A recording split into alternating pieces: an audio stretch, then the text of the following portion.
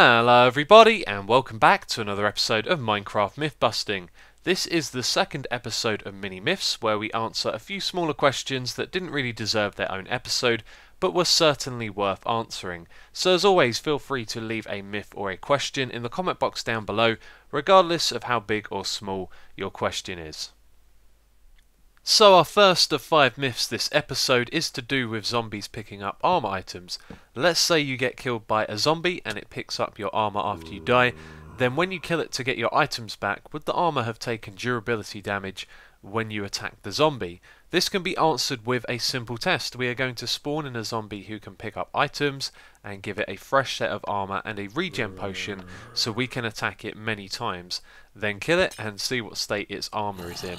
We are also going to give it a sword so we can let it attack us and see if the sword takes durability damage too.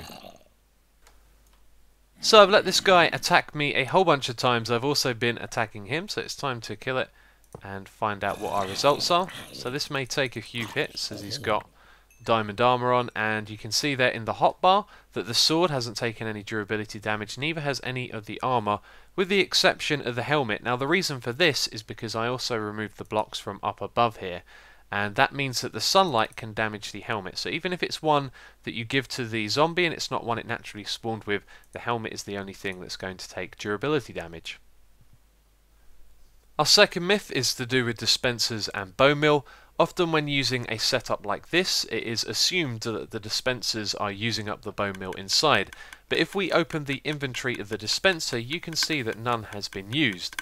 The bone meal only gets dispensed when it can grow a crop. So if we plant down some seeds and grow it into wheat, we can check the dispensers to see how much is used, and if we leave this running you can see that there is no bone meal being wasted on the wheat either. And this is because the dispensers have been coded not to waste the bone meal. This next question is a real simple one. Some of you wanted to know if renaming an egg would name the chicken when it was hatched. So I have renamed this egg to Dinnerbone, and if it were to name the hatched chicken it would be upside down. But you can see here it is not upside down and there is no name tag, so this does not work. This next myth is to do with hunger damage in boats. Some of you have asked if it is possible to starve when in a boat. The reason for this myth is probably because the hunger bar isn't displayed when you're in a boat.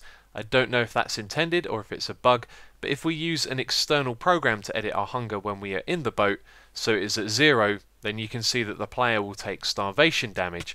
So it is possible to take this type of damage when you're in a boat, and you can also die from it too. So our fifth and final myth for this episode is to do with cauldrons and fall damage.